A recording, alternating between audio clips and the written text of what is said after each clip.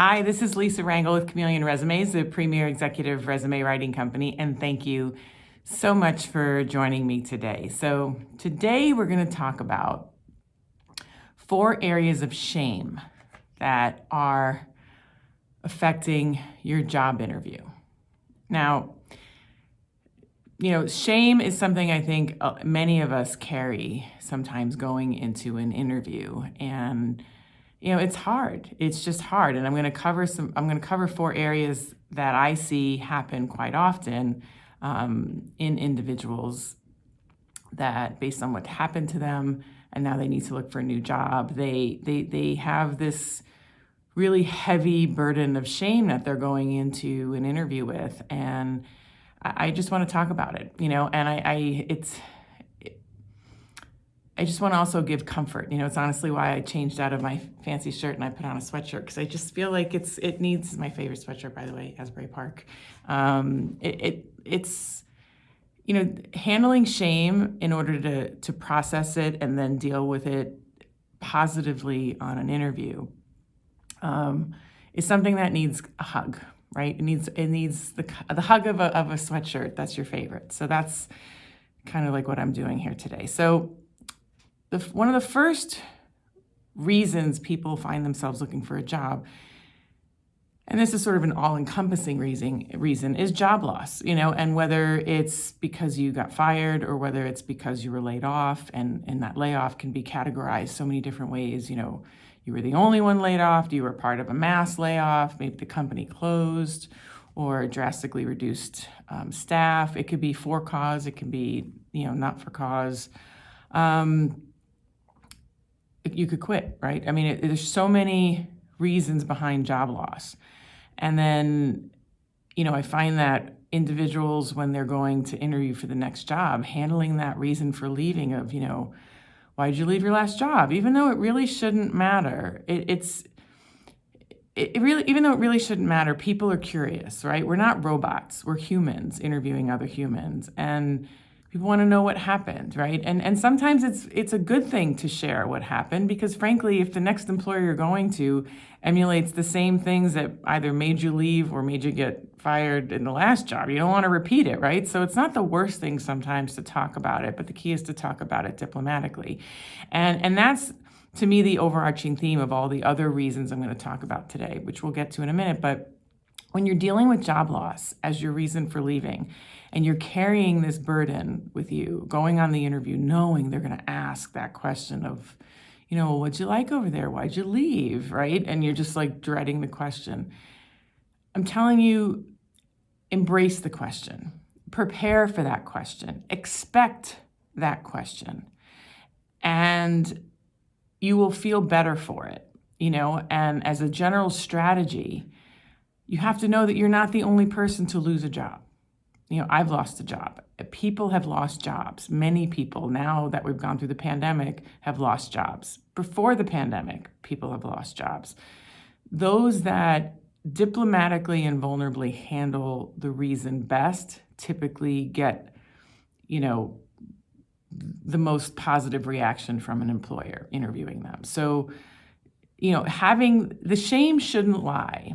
I'm here to tell you that the shame shouldn't lie in losing the job, because it's human. It happens, right? If you're being rejected because you think of it's that reason for leaving, I'm going to tell you that it's literally 90% of the reason why you're probably not getting moved on to the next step is not because you were laid off or let go. It's most likely be how you're carrying yourself in relaying that message. It's the shame. So the key is to address it. The key is to prepare for the question. Know that you're not alone. Know that you're not a bad person because something like this happened to you. And you can get past it, and you will get past it. The key is to face it. Again, prepare for it, address it, and then diplomatically and vulnerably answer the question, so you can move on. The second area that I see people carry some shame when they're transitioning from this situation to needing to land a job is when they've taken time off to care for their elderly parents. And, whether you've taken off 6 months or multiple years, I see people, they're like, oh, I had to take off to take care of my elderly mom or both my parents, or, and there's this weight, that they're carrying. And I've seen it more than once, and which is why I'm bringing it up here. And, I want to shift that for you. I mean, to be able to have the opportunity, the privilege to be there for your parent or parents during those final years or final months is truly a privilege and an honor. And you should carry absolutely no shame in going into an interview for choosing to take that time off to do that, because many of us would like to do it. I did it with my dad, and I'm grateful I was able to do it. And I hope when the time comes for my mom, I'm able to do it again, and I want to. It's, to me, one of the greatest honors. And so if a company has a problem that you chose to take time off to, essentially help your family, help your parents, then, again, you got to wonder if that's the right place for you, right? So, because this is, so many of us have to deal with this and should deal with it, right? I mean, we can't ignore our parents, right? So I ask you to reframe that and know that you did a great service. And now this is a transition for you to get back to work. And so handle it accordingly. Say it with your head held high and your shoulders back. And you don't need to go into tons of detail, but again, it's a service that you did. And again, if a company has a problem with it, that might be more of a red flag for you than for you to feel shame that you maybe made the wrong decision. So never think you made the wrong decision, and know that that's a good thing. Another area that I see people feel guilt and shame when they're re-entering the workforce is when they've decided to stay home with their family, their kids, right? So this is the other extreme, right? We talked about the parents, now we're going to talk about the kids. My husband was a stay-at-home dad for 6 years with our kids. And so this is a story, or a situation that's like near and dear to my heart. And again, whether you decide to stay home for your maternity leave, or paternity leave, or, you wind up staying home for multiple years at any point during your children's childhoods, I think that, again, it's an honor and a privilege. And so, you still have skills, you still have value to bring to a traditional workplace versus the workplace you did in your home, because Lord knows that was a workplace when you were an at-home parent. And so again, hold your head up high, right? Shoulders back. This is what I chose to do. This is what I did. And here's why I'm ready to come back. And here's what the value that I can add in coming back. Here is some of the tasks that I did. And here's the evidence of how well I did it. Volunteer assignments, maybe contract work that you did, civic responsibilities that you took on, anything outside of, a formal job, right? In addition to the at-home work that you did with your family, just articulate it all as if you were in a regular traditional job, like communicate it in an achievement-like format. Because here's the thing, if you are a goal-driven person, that's not going to stop just because you stayed home with your children, right? So demonstrate that you are someone who gets things done, goal-driven, project management-driven. You still have all the skills, right? Strategic planning, things like that. You still have all the skills that you may be using in a different light than a traditional workforce environment. And so show that you still have all that. And now you're going to transition this back into the workforce. So, there's no need to hold shame or guilt or that you're less than because you decided to stay home with your family, right? Whether they're the ones older than you or the ones younger than you.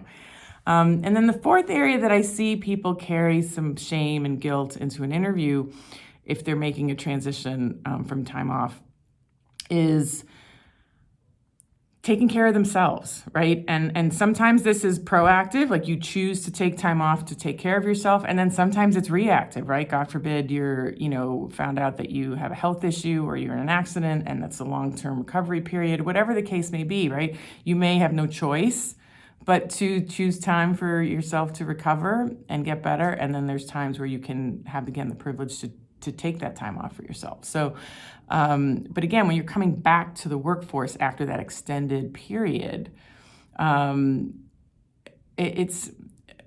no shame over it. Life happens, right? Life happens. It's neat, and it takes different twists and turns, and work should support life. Life shouldn't support work. And I learned this a little too late in my life. I learned this 10 years ago, and I really should have learned it a lot sooner. But, and again, if an employer, prospective employer, has a problem with the fact that you took care of yourself, again, either proactively or reactively, you got to wonder how they're going to be when you're there, and if God forbid something happens that you need to do something, like how they're going to be, right? Or how human they're going to be in the workplace, right? So these are all things that you have to filter the reactions as, green flags or red flags, in my opinion. And the workforce has never been more flexible in terms of how it is now. And now even, LinkedIn just a couple of days ago has announced that it's, allowing you to put in that career break as a formal entry on your profile. So, I think we're taking steps in the right direction, that this is, acceptable, and it's being destigmatized. And so, but our responsibility to ourselves is to, again, hold our head up high, shoulders back, say it in a matter-of-fact manner, and not lose our dignity or feel shame over being able to do these breaks. And again, sometimes they're reactive because of life happening, and sometimes we choose to do it proactively. So one is not better than the other. Some of us would rather not have take some of these breaks because it means that we've had some hardship. So, but it's a privilege and an honor to do so when you can do it and make the structures in your life to do it. So own it, and find your tribe that will appreciate that you did that. So that's my advice today. So I have some interviewing resources for you in the link below. Go wear your favorite sweatshirt today, and just give yourself a hug and be gentle with yourself, and know that it's all okay. So if you have any questions, feel free to email me at lr@chameleonresumes.com or comment below. I read and reply to every email and every comment, and I look forward to you seeing me next week, or me seeing you next week. And if you think this will help somebody, I'm going to ask you to share the video, and I thank you for that. So have a great day.